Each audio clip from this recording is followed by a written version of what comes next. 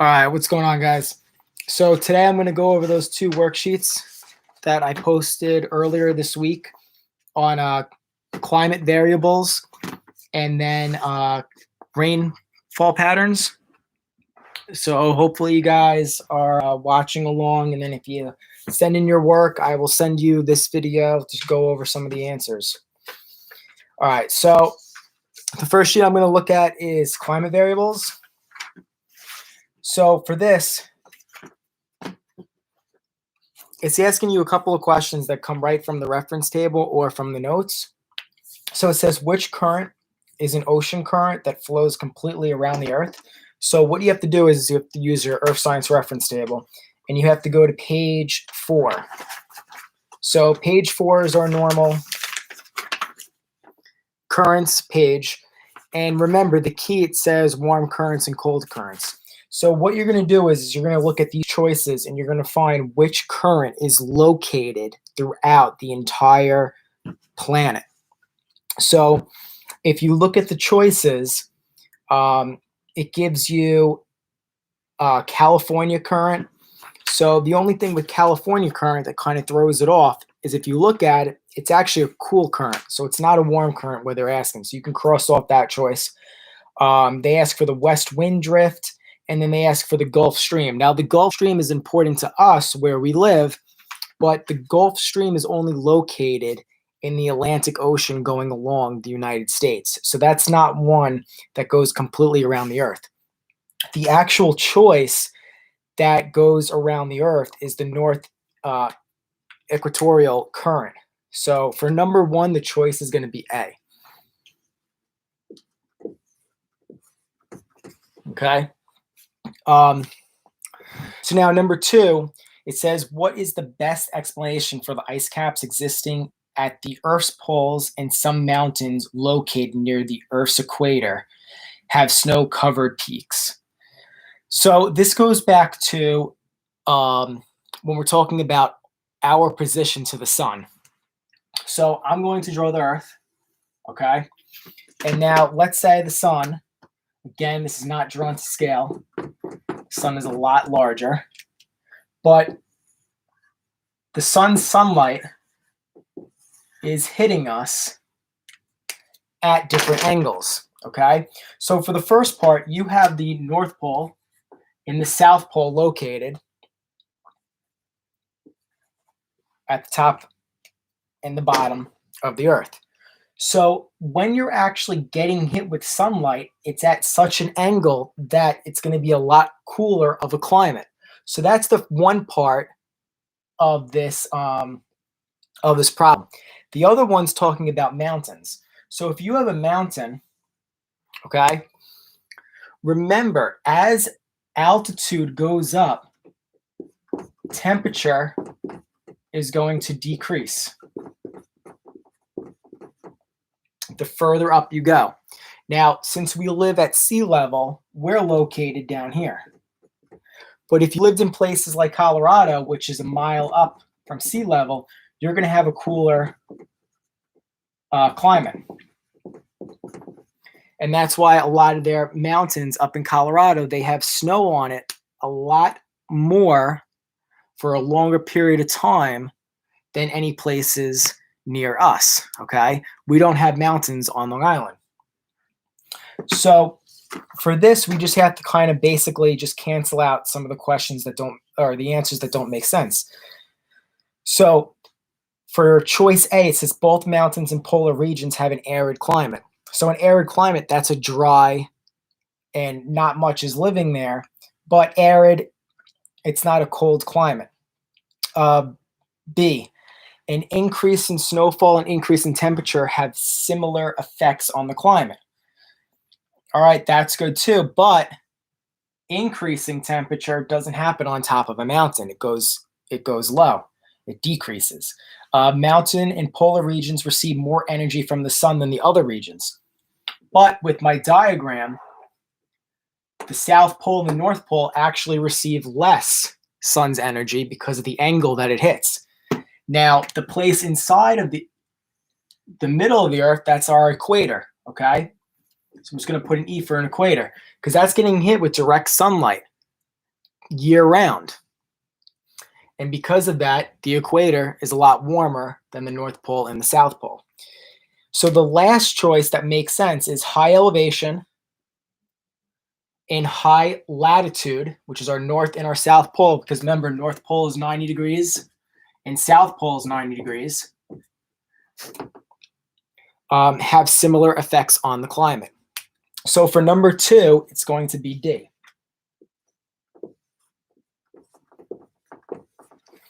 All right.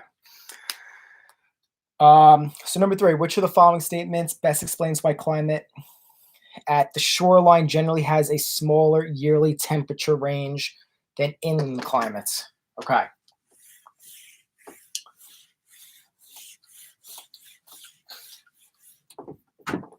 So let's talk about, again, here's my really bad picture of Long Island, okay? So let's say we live over in that area. Now, because we live by a body of water, this body of water is going to keep us warmer in the winter, and it's going to keep us cooler in the summer. Now, if you lived up in upstate New York, you don't have a body of water that is going to keep you warmer in the winter and cooler in the summer. Because of that, and the reason behind it is because if you go to the first page, liquid water has a high specific heat. It takes a lot longer to warm up water and to cool off water. Think of it if you ever open up a pool or if you even go to the beach. Usually during the summertime, if you try to go in the water in June at the ocean, it's a lot colder than it is in August. August is when it usually warms up. And then that temperature of the water can still be warm till late September, early October. We are reviewing climate variables. If you can see it, I know it's a little cut off.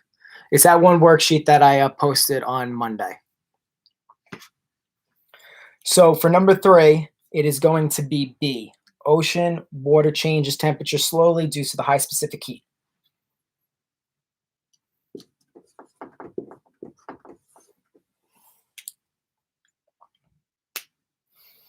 And then basically number 4 goes right into it. Compare to an inland location, so upstate New York, to a place that is coastal location, which is basically where we live, coastal. Even if we live in the middle of Long Island, we still get affected by the temperatures, okay? If you live directly on the coastline, okay, your temperature would be a little bit cooler during the summer than someone that lives in the middle of Long Island, okay? But our temperature is still going to be a lot different than upstate New York. So for number 4, it's going to keep you cooler during the summer and warmer during the winters. So number 4 is also B. All right, so number 5, according to the Earth Science Reference Table, the climate of which locations in New York State is influenced least by large bodies of water. So for this, they actually give you 4 different places. So you're going to use a different page on the reference table that we've used before. We're actually going to go to New York State. Okay, so we've been using this when we did topographic maps and even trying to find the bedrock that was underneath. So you're going to find those 4 different places. So let me just erase this. Our 4 choices that they give us Buffalo, they give us Jamestown, they give us New York City, and then they give us Binghamton. So our job now is to look at this page on the reference table, page 3, and find out which one is located near bodies of water. So if you looked at New York City, okay, it's affected, or it's right by the Atlantic Ocean. Okay. Now, Buffalo, which is over here, it's got a large lake near it. It's got one of the Great Lakes. So Buffalo has Lake Erie. Jamestown, which is located on the west side of New York State, has a lake near it. And then Binghamton has nothing. Okay? So remember, the larger body of water, the more it's going to affect your yearly temperatures. So if we had to rank these on which one is experiencing the most effect by an ocean or a lake or a large lake, okay? New York City, that's number one. That's getting affected, okay? Now, there's other things that go into it, like pollution, but if we're just talking about the oceans or large bodies of water that's by it, New York City is number one because it's got the Atlantic Ocean near it, okay? Then after that, you have one of the Great Lakes by Buffalo. So Buffalo is actually two, and then Jamestown has a pretty big lake near it, but not as big as Buffalo, so that's going to be three. Binghamton has nothing. So Binghamton actually has no effect by a body of water. So for number 5, it's going to be D, Binghamton.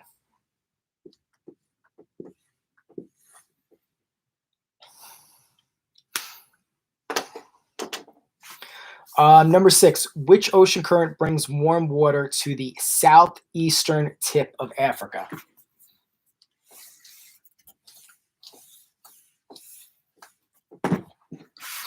All right, so which one on 6? So for number 6, we got to look at the ocean currents. So again, we're going to look at our reference table. We're going to go to page 4. So page 4 for question 6. And I'm going to look at our ocean currents with respect to Africa. Now remember, it's asking us for the southeast part of Africa, and it's got to be a warm current. Now, some of the choices get thrown out right away. So one of the choices they give us is Brazil, which is not anywhere near Africa. It's on South America. So Brazil is no good. Now, the next one they give us is the Guinea current, okay? Now, the only problem with this current is that it's actually located, if you look on your reference table, it is the northwest part of Africa. So that one's no good.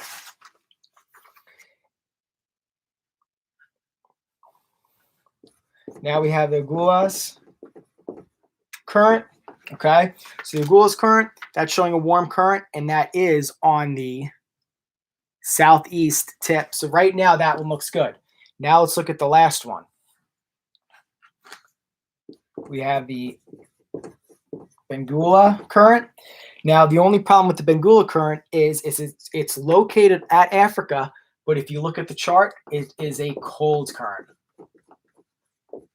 So that one is no good. So the only choice is going to be C.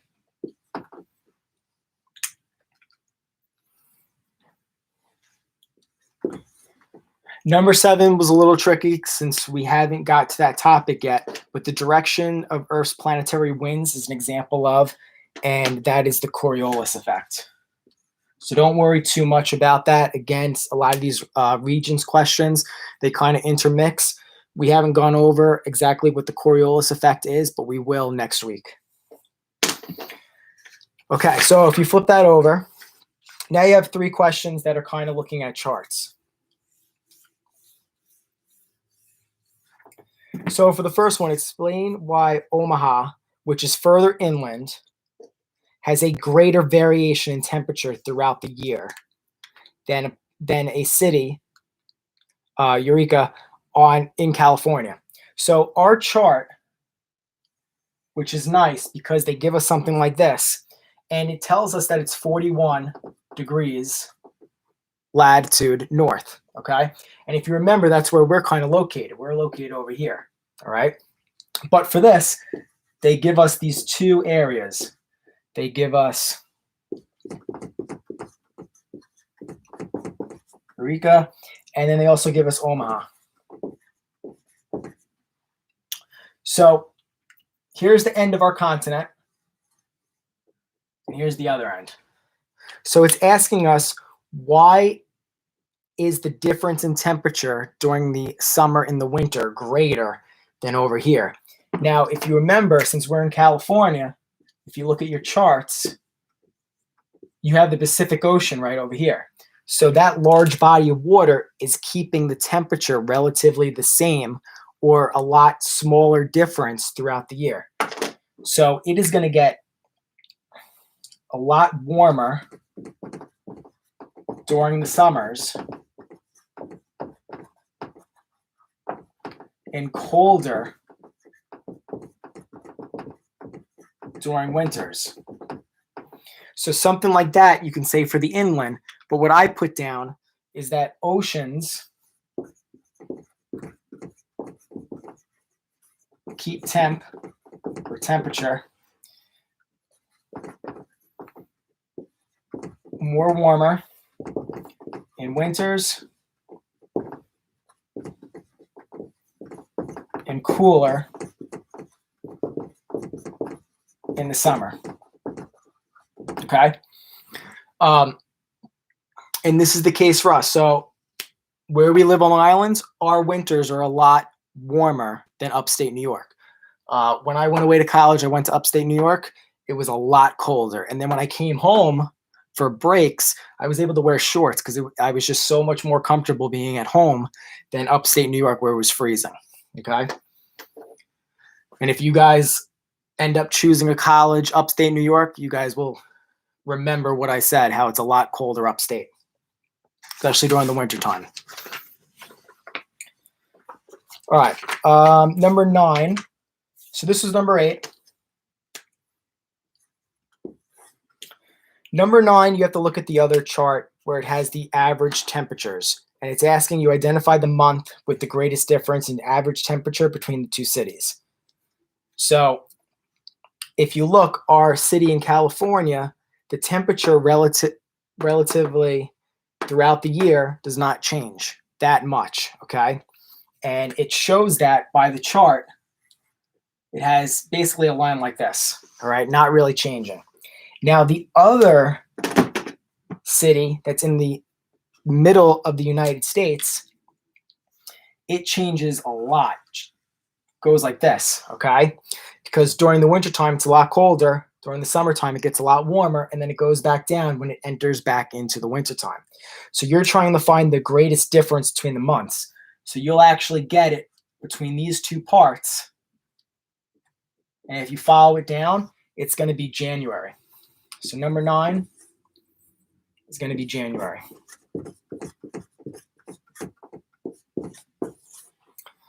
And our last one, identify the surface current, ocean current that affects the climate of Eureka. All right.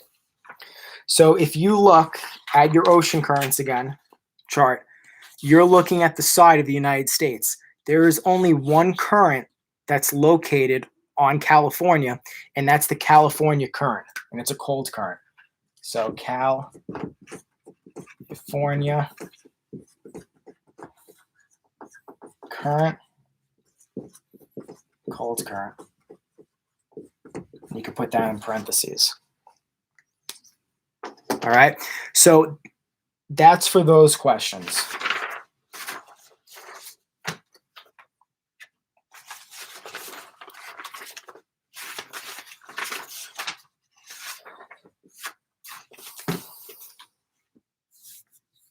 Now, there was another set of questions that I gave you yesterday.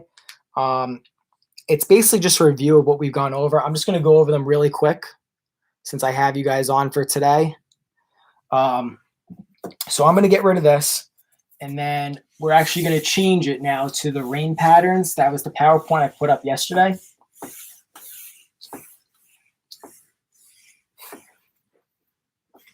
And you'll see it was basically like a review for the last couple of days. So the next one we're going to be going over is the rainfall pattern.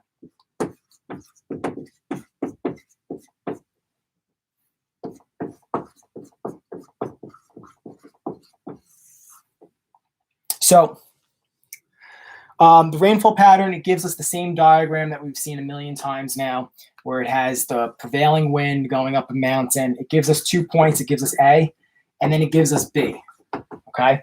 And it says compare the climate of A to the climate of B. And for that, it's going to be wetter on this side than it is on that side. Because remember, as air's rising, it's going to form those clouds, and then it's going to precipitate. It's going to get over, and then over here, it's going to be a lot drier. Okay?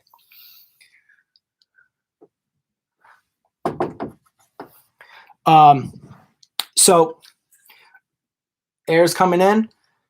Over here, it's going to be a lot cooler and wetter. So for number 1, it's going to be A.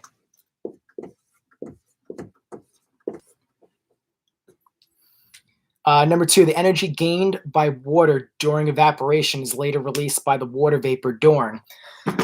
So evaporation, right? We have our ocean or a body of water. It's going to go up. So that's evaporation. And then eventually, as it goes up, it's going to form those clouds. And that's going to be our cloud droplets. And the other word that forms clouds is condensation. So number 2 is going to be B.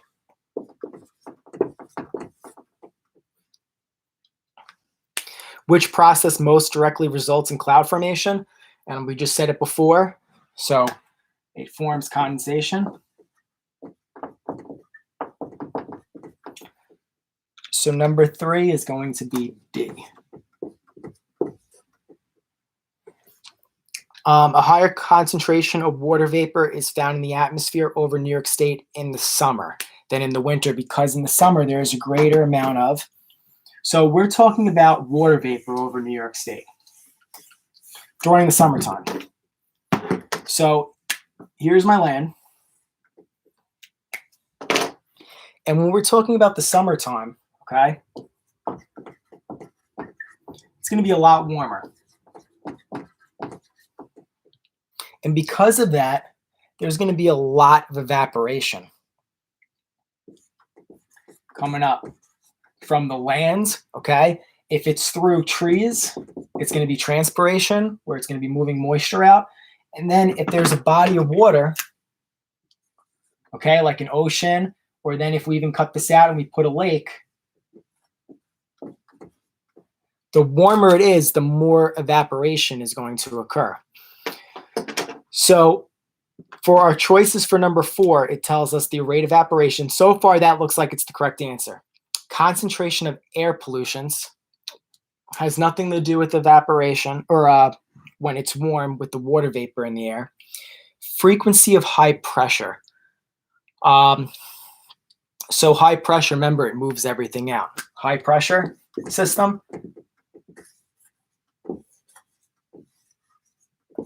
It's going out, and because it's going out, it's moving all that water vapor out. So that can't be the answer.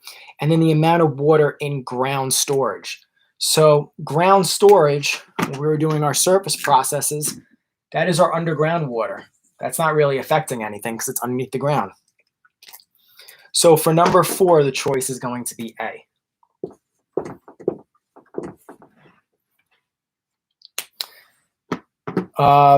Clouds form on the windward side of the mountain because the air is. So again, we go with our little mountain, okay? Here's our windward side. It can't go right through the mountain, so it's got to go up. And because it goes up, it's going to form those clouds. Now, when air rises, it's going to expand and it's going to start to cool, because as you go up in altitude, it gets a lot colder. So for number 5, it's going to be expanding and cooling to the dew point.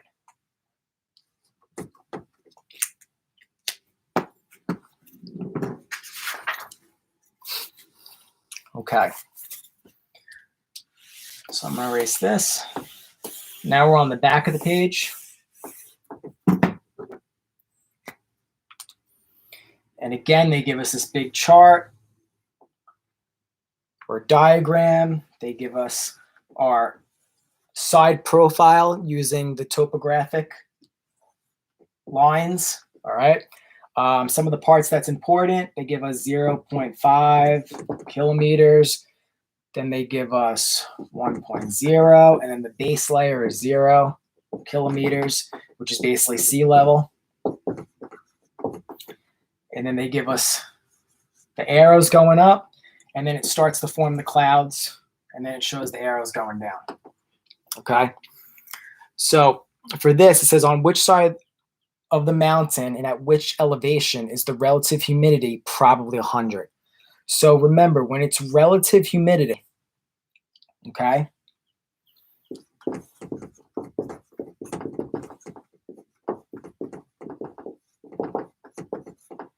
you're most likely going to see precipitation, right? When it's 100%, as close to it as possible. That's when the air temperature and the dew point meet or around the same time.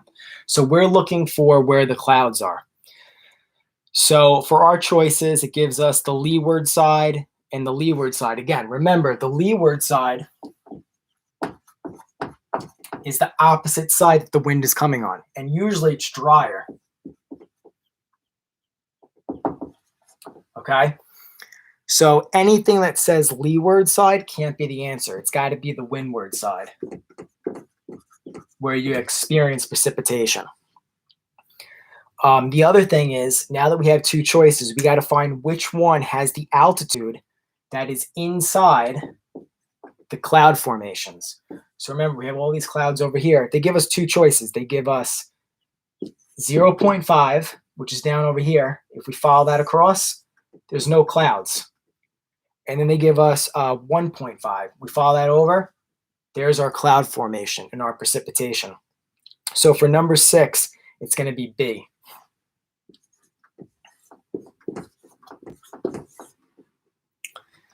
How does the temperature of the air change as the air rises on the windward side of the mountain between sea level and 0.5? So here's our 0.5. I'll change up the colors. Got right here, and then we have sea level. So we're asking what's happening to air as it goes up. So if it's going up the mountain, it's increasing altitude. So when we know that it's increasing altitude, okay, the temperature is going to go down. So we have to look for one choice where the air is cooling. So we have 2 that the air is warming and 2 that the air is cooling. So air is cooling, that's one of them. And then the other thing is, as it goes up, our air is going to expand. So it expands, and the only choice that makes sense that fits both of these formations is C. So 7 is going to be C.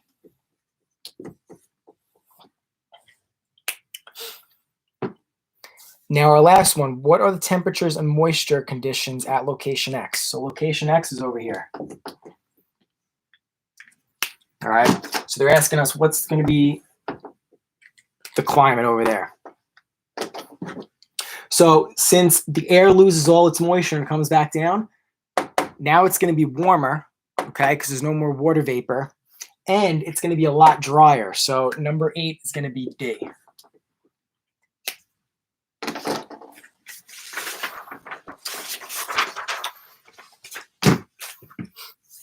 Okay. Hopefully, again, if you have any questions on what I just went over, feel free to message me on Google Classroom. I'm going to upload a PowerPoint around 4 o'clock today. Just got to finish up, fine tune a couple of things. And then there'll be another assignment. And I have to figure out about Friday. Something came up, so I might change the time to an earlier time. And I will let you guys know tomorrow once I figure out what I have to do on Friday. Okay. Keep up the good work. Hope everyone's safe, and I'll see you guys later.